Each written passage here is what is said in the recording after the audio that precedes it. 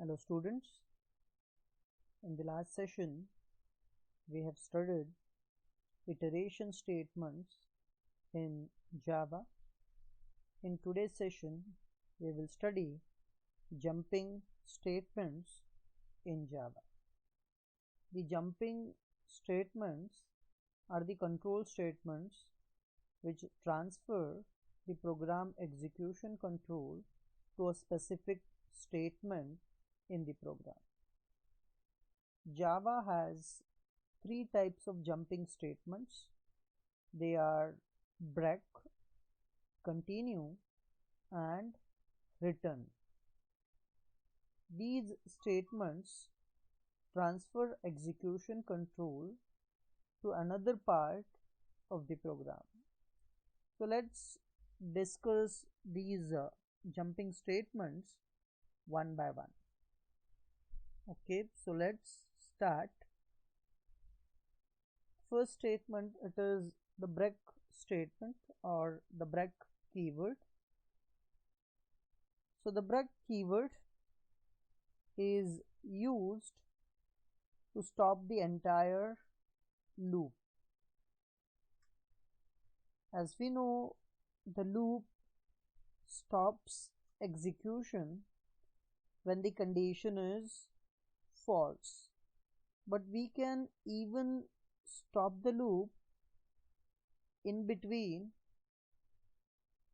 by using break keyword. The break keyword must be used inside any loop or switch statement. The keyword can be used inside a loop or the switch statement. The break keyword will stop the execution of the innermost loop and start executing the next line of code after the block. So break statement will stop the execution of the loop where the break keyword is included, and it simply starts execution after that particular block. Okay, let us see the syntax of break. It is very simple. The keyword, break, and semicolon. So this is how we can use a keyword break or break statement. Okay, let us see one example on break statement. So we have a Java program here, a simple Java program with a class name test. We have the main function, public static void main. Inside the main, if you look at the first statement over here, this is array declaration in Java. So we have created an integer array. You can see array brackets here, and the name of the array is numbers. We will study in detail about array in next session. Here just we will see how array is created here. So array name is numbers, and the values which have been stored in array, it is 10, 20, 30, 40, and 50. So these are the values which are stored in an array, and the name of the array is numbers. Okay, so this is the array declaration as well as initialization. After that we have a loop. You can see for int of x colon numbers. Again, this is one more different type of loop which can be used in Java. We call it as for each loop, and this type of loop is usually used with arrays, and this loop helps iterate through the elements in the array. Now let us see how this loop works. So we have for int of x, this is a variable, and numbers, it is the name of our array. How this loop works? Every time the loop executes, one value from the variable numbers is assigned to x. Again, the values are assigned in sequence. Look at the values of numbers. The values are 10, 20, 30, 40, and 50. The first time when the loop executes, the first value, that is 10, is assigned to x. So the first time x is equals to 10. x is equals to 10. Then the loop executes. Inside the loop we have if condition if x is equals to 30. If you look at the value of x, it is 10.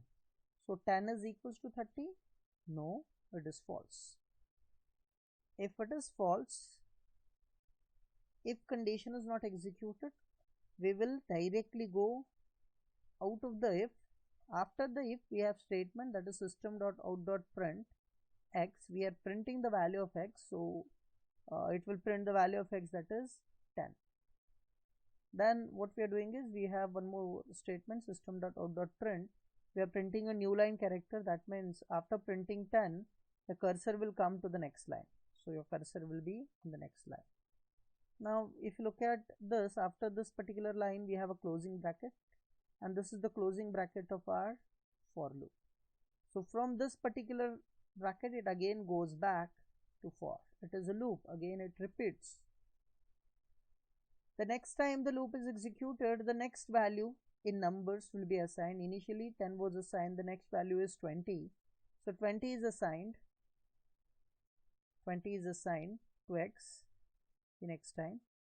So x is equals to 20 now. Again it comes inside the loop. If x is equals to 30, 20 is not equals to 30. Again it is false. Again it is false. So it is false. It will not enter the if condition. It will simply go to the next statement after it. So next statement again it is system.out.print x. So this time it will print the value that is 20. Again after 20 the cursor is moved to the next line. Then again from here again it goes back to for x is equals to now the next value that is 30. X is equals to 30.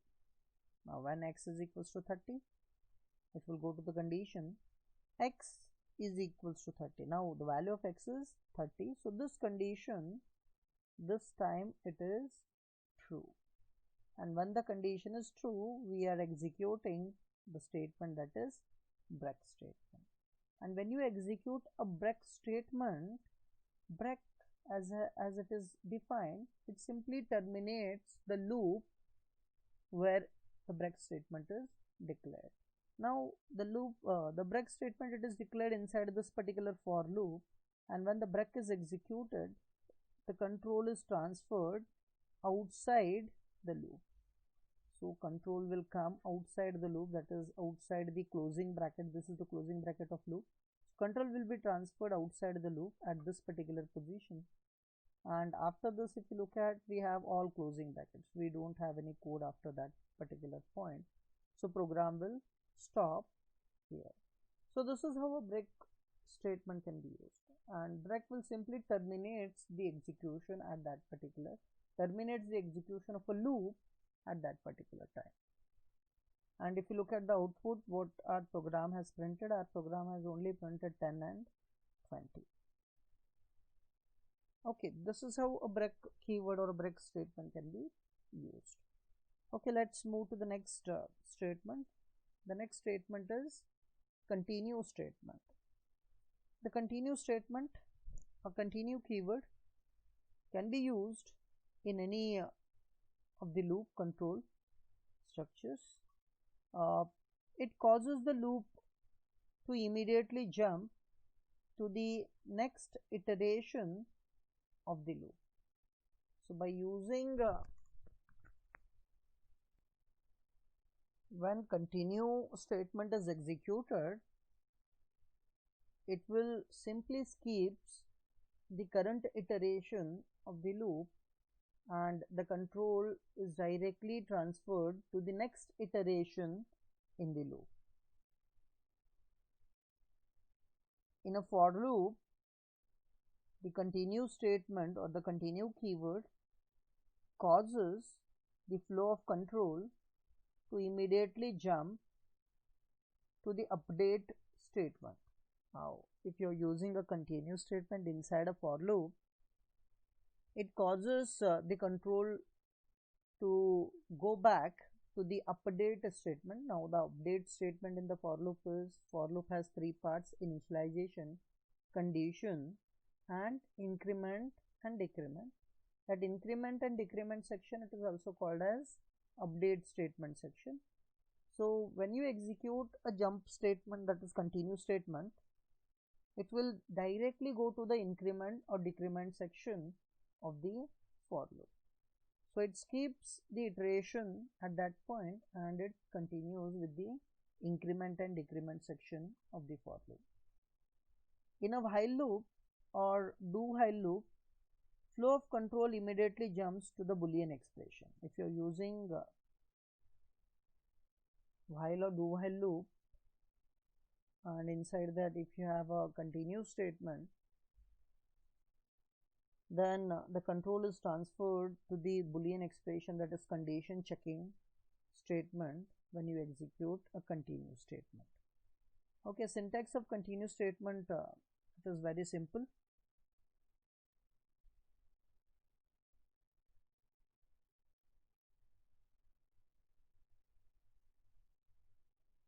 Okay, syntax is simply continue. So this is very simple syntax of continue statement, like a break statement.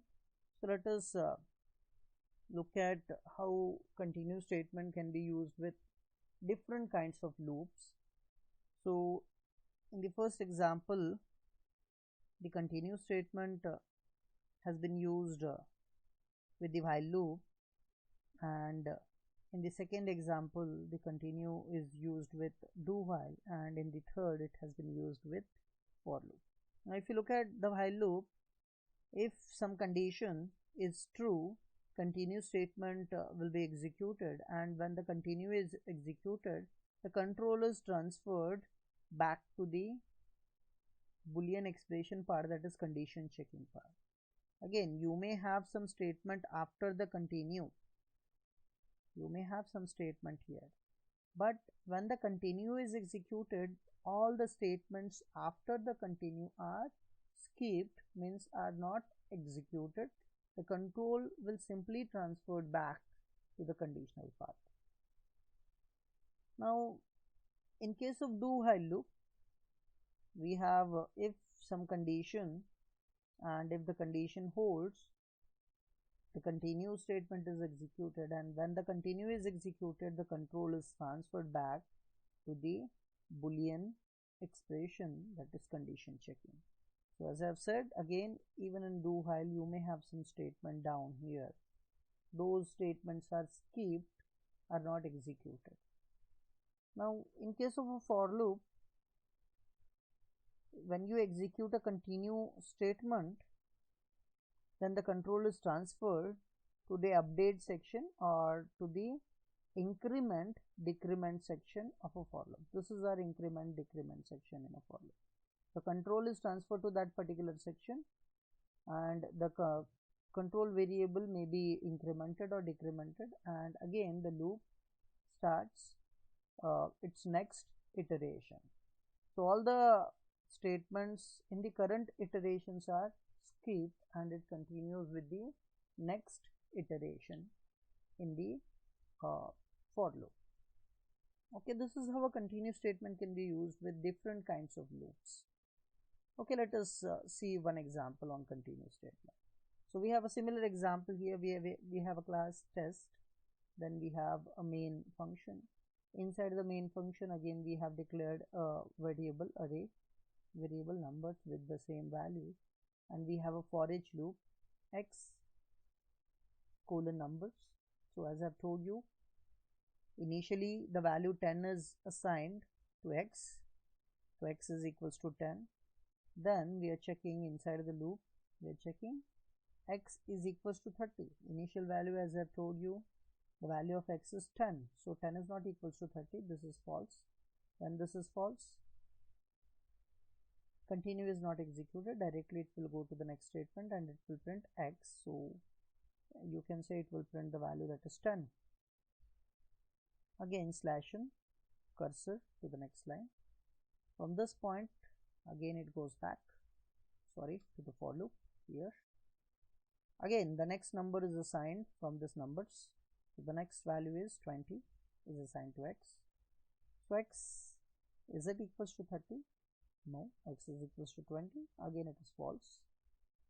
As it is false, the statements after the if condition, that is printing statement, it will print the value of x. So value of x now it is 20. Then the cursor is moved to the next line again. Then again from this, again it goes back to for. The next value is 30.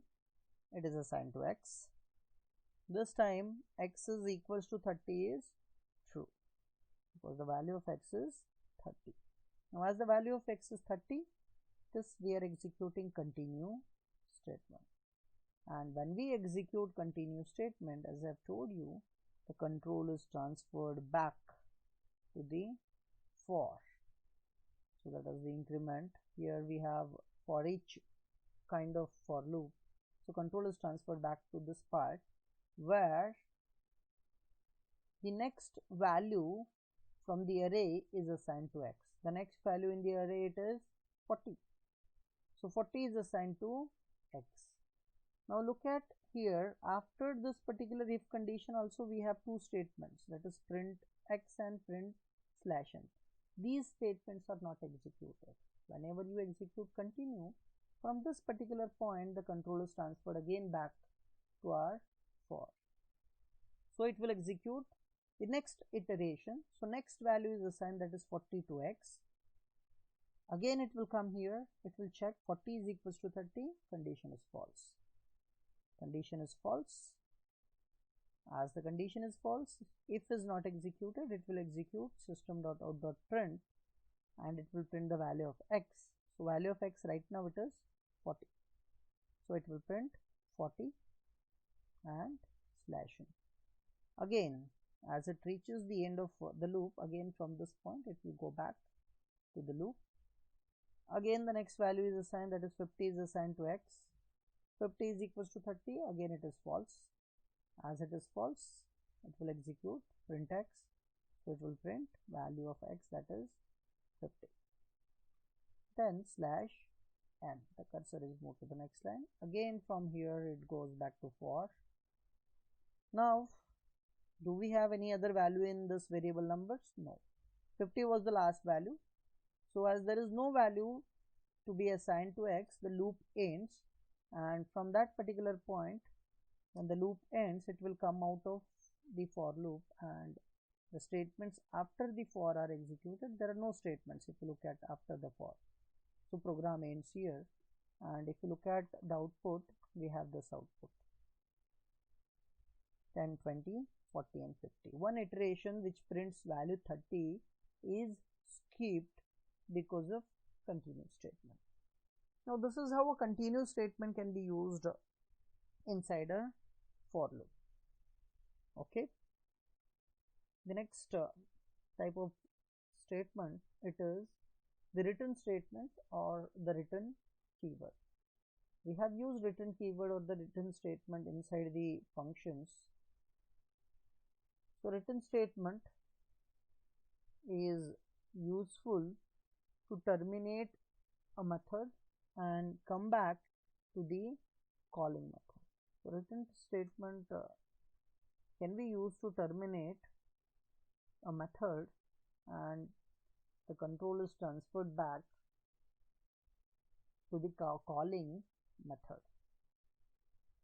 Return statement in main method terminates the application. If you include a return statement inside the main method, that will simply terminates your application and the control is transferred back to the operating system, because main method is generally executed inside the operating system. So the main method, when you use a return statement inside the main method, the control is transferred back to the operating system. Return statement can be used to return some value from method to a calling method. So return statement can be used to send some value to the calling method or a calling function. Let us look at the syntax of return statement. Okay, this is the syntax of return statement. Simply the keyword return when you want to transfer the control to the calling method, or you can, if you want to send a value to a calling method, you can use a syntax that is return space value. So return space value to send a value along with the control. If you want to simply send a control back, if you do not want to send any value, then you can simply use return. Okay, let us see one example based on return statement now. So we have a class return demo. Inside that we have a public static void main, and inside the main we have declared a variable t, a boolean variable having value true. Then boolean variable can have only two values, that is true or false. So this boolean variable t is having value true. Then we have a statement system.out.print before the return. Then we have a condition that is if t in the sense if the value of t is equal to true, and if you look at the value of t, it is true. So if it is true, we are executing return. And as I've told you, when we execute return, then, and that too inside the main method, if you look at where the return is executed, return is inside the main method. When return statement is included inside the main method, it will simply terminate your program. So the control is transferred out of the program. So control is transferred to the operating system. The statements after the return, that is statement system.out.print, so this particular statement will not be executed because from this point the control is transferred out of the program. So this is how we can use a return statement. Now in this particular example we have used a return statement inside the main method, but it is also possible to use return statement inside other methods in the program. And if you use return statement in other methods, the control is transferred to the calling method. From where the method is called, there the control will return. Okay, so this is about the jumping statements in Java. So we have studied three jumping statements, that is break, continue and return. Okay, that's it for today's session. We will stop here. Thank you.